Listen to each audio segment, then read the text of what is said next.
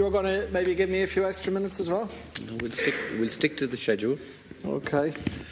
Carl, I'd like to start by welcoming those parents in the gallery who have been campaigning for change and who have been campaigning for justice on this issue. The current practice of how school admissions are carried out and also of how religion is taught in the schools is at odds with the views and aspirations of the majority of the population in this state. According to a poll conducted on behalf of the Equate organisation, 87% agree that the state should ensure that children do not experience religious discrimination during the school day, and 84% agree that reforms should be carried out to ensure that no child is excluded from education because of their religion or non-religion, as the case may be. 96% of our primary schools are controlled by religious organisations, and with 90% being Catholic Church controlled, it is those who are not Catholic that face the biggest problems.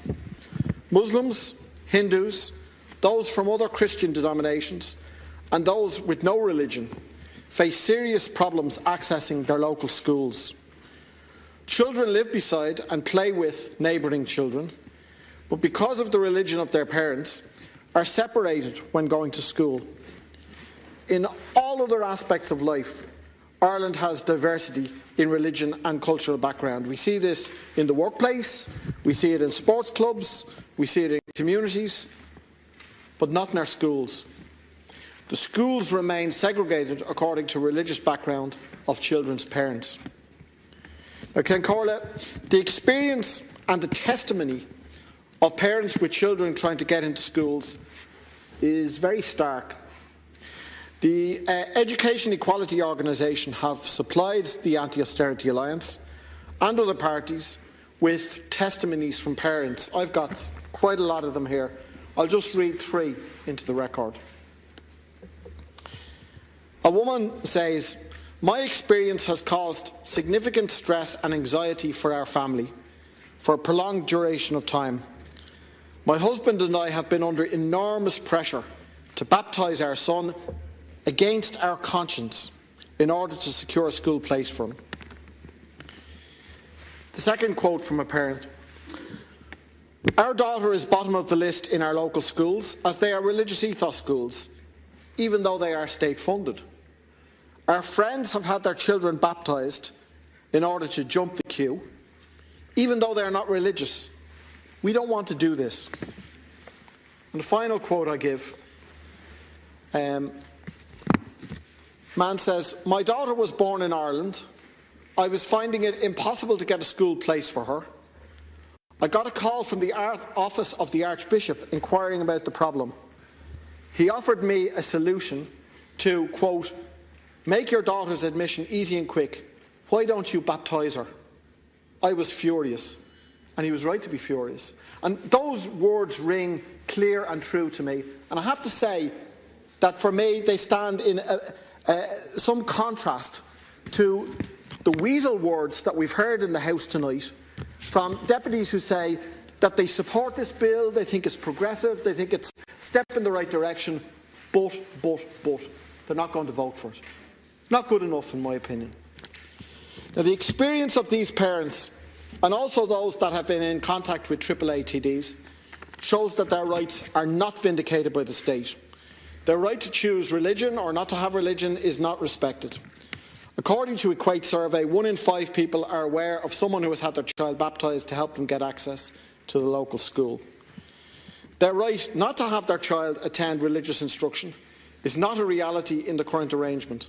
The right of children to education is not respected, as children must travel past their local school to go to another, and there are examples of children not getting access to school and having to postpone the start of primary education.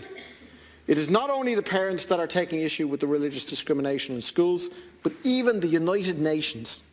This year, the UN Committee on the Rights of the Child has called on the state to change the laws in relation to school admissions and how religion is integrated into the school day.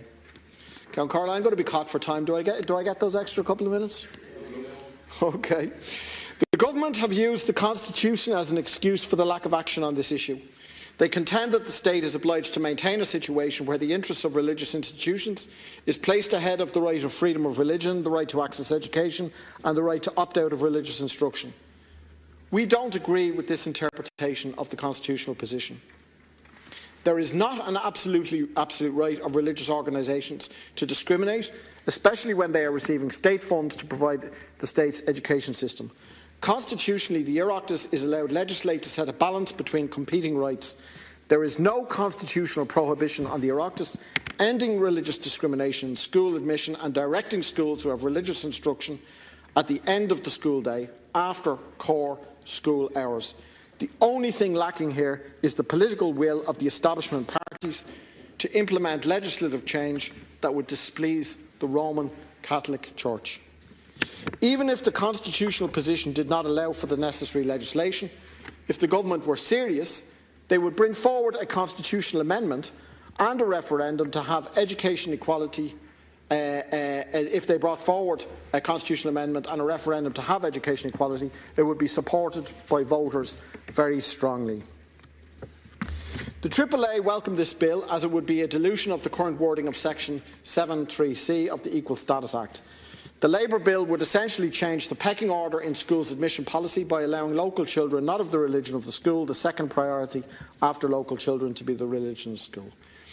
This would be a slight improvement, but it is still not sufficient, and it's not what the hundreds of parents who are campaigning on this are looking for. Labour's bill also legislates for due regard to be given to vindicating the rights of those not taking part in religious instruction. However, the parts of the Education Act that make this difficult in practice will stay on the books. The Socialist Party and the AA advocate complete separation of church and state. We don't think the state should interfere in people's religion, and we don't think the teachings of religion should inform state laws, and religious organisations should not run state services such as education and health. Such services should be well funded by the state, open to all and run democratically. While we will be voting for this bill on Thursday, we remain committed to reintroducing the Equal Participation in Schools bill in the coming weeks, and if the Labour bill is passed, we will bring forward amendments to it at committee and report stage. I'll skip a couple of points and conclude with the following point. There should also be changes in legislation, in particular Section 30 of the Education Act, to end the current position of the Minister having to be deferential to the patrons. Our bill will require religious instruction to take place at the end of the school day after core school hours. We encourage parents and all those interested in equality to continue their campaigning work, and we, final sentence, encourage people to attend Education Equality's Gathering for Change this coming Sunday at 3 p.m. in St Stephen's Green. Thank you very much. We move on to the Independents for Change.